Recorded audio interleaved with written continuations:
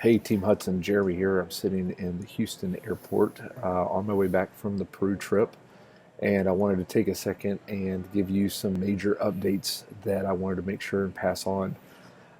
First, as of just a couple days ago, we are one third of the way to complete funding, which is so exciting. We crested over the $2,000 mark, and so to over 2,000 of the needed 6,000 has already come in, and we are 16 weeks out, which is just so encouraging, fascinating, just how God is working and moving. So, for all of you who have been praying and all of those who've contributed to that, thank you so much for doing that. Also wanted to let you know that we started a couple weeks ago a series of videos called In Their Own Words. We already posted Mackenzie's. You can take a look at that on any of our social media pages. And then I had shot Nate's in his own words before I left for Peru, but we had some technical difficulties with the audio. So I'll be reshooting that when I get home, and you should be looking for that because, man, the stuff that this kid shared about what he's looking forward to from Mexico, it's hard for me to remember he's 9 sometimes. He's got such a big heart. He has so much compassion. He's so aware of people, and this trip will only deepen that for him. So stay tuned for that. Also, we're going to start working on the much anticipated project. Sorry about the overhead noise. I don't have any control over that. But we're going to start working on the project of, I guess, the sequel to the Hudson Family Rap. And so if you've got a song, a pop song, or maybe even rap song that you think would be great for a makeover and redo, so with the Hudsons sharing why they're going to Mexico this year, hit us back and let us know. I'm not saying we're going to do it. I have full veto power, but we're open to suggestions if you got them. And so the last update is I just wanted to share a couple things being back from Peru. First of all, loved my time in Peru, but man, if this wasn't one of the first stops, some Chick-fil-A food and everything was great, but I may or may not have cried just a little when I found out that there's a Chick-fil-A just steps from the gate that I'll be taking off of here in a little bit to head to Columbus. So good. Excited about that. It's really yummy after 10 days away. I had a great time ministering there in Peru with a local church, doing some children's ministry stuff. I really personally enjoyed, maybe even more so, the opportunity to pour into 8 of the college guys that were with me. Had such a great moments with them, talking about what God is calling them to do and to be with their life. And 3 of them are seniors, 1 of them's getting married. So they're definitely at that threshold of some major life decisions. And I really felt like God had it designed for me to spend a week with them to just be able to talk through some of that stuff.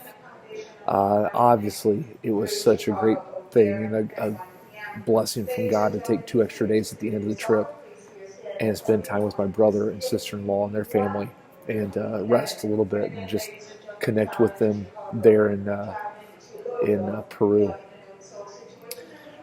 But the biggest update that I wanted to share with you really kind of revolves around 2 people that I met in Peru.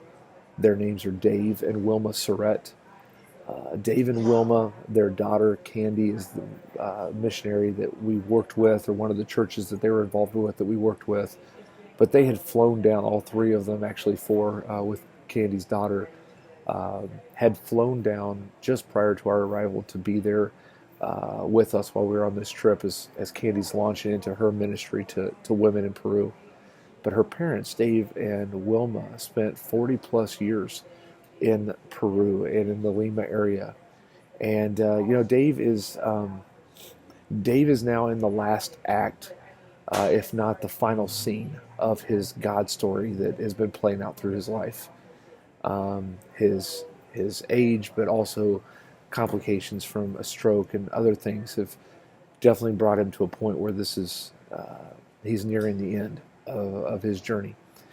And so they flew back to say goodbye, to connect with people that they have poured into for so long, and say goodbye to the country that he has invested so much time into.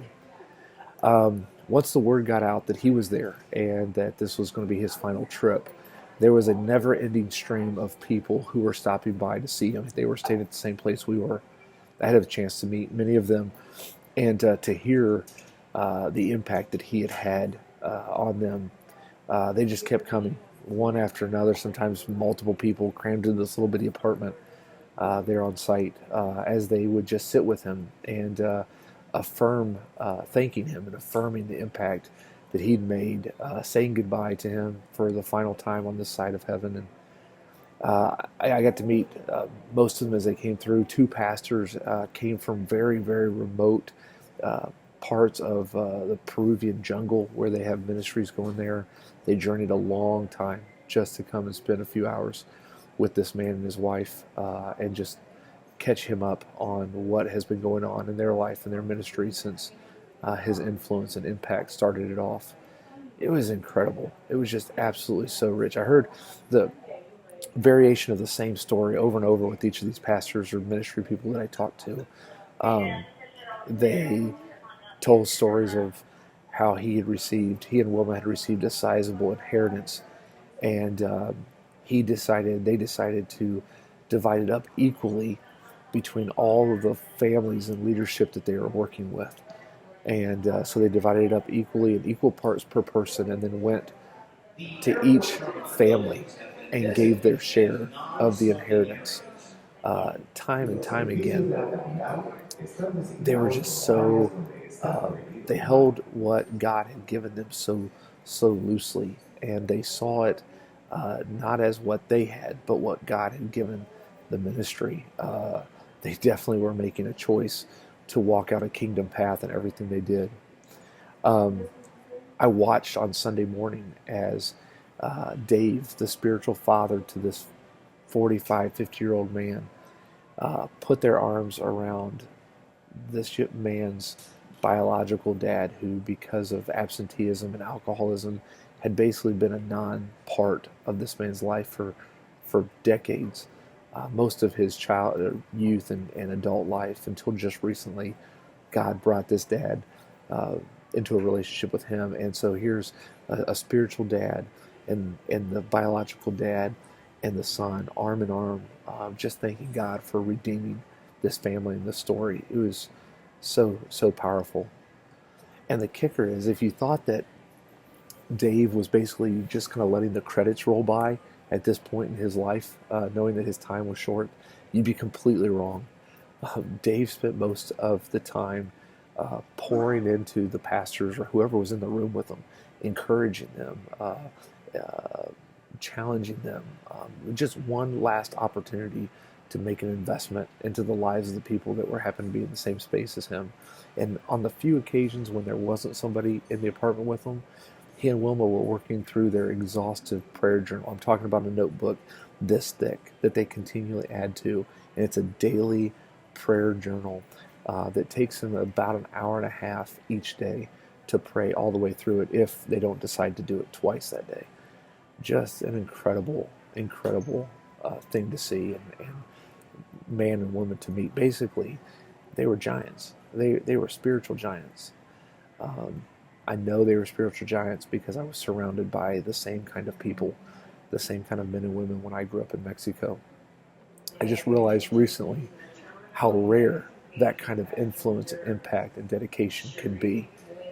I grew up seeing that and the impact and the byproduct of those kind of people um, all the time in my parents' ministry and the other missionaries that were around. Um, we, the reason why Julie and I are looking forward to taking our children to Mexico is we want them to see the impact of men and women who are giants in the same way. It's not just um, something we want them to see. We want them to understand they're a legacy of that kind of people. My grandfather, their great grandfather, and grandmother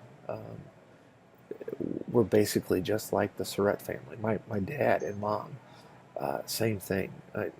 Mackenzie and Nate, and Abby and Macy are more connected to this kind of impact for the kingdom than they probably realize, which is why getting them to Mexico and letting them see that is so important. We want them to understand and maybe see a little bit more clearly that really there is no limit to what God can do with a life that's totally yielded to Him. Um, to put it another way, we want to take them to a land of giants. And our prayer is that they would be much closer to realizing that God wants them to be giants too.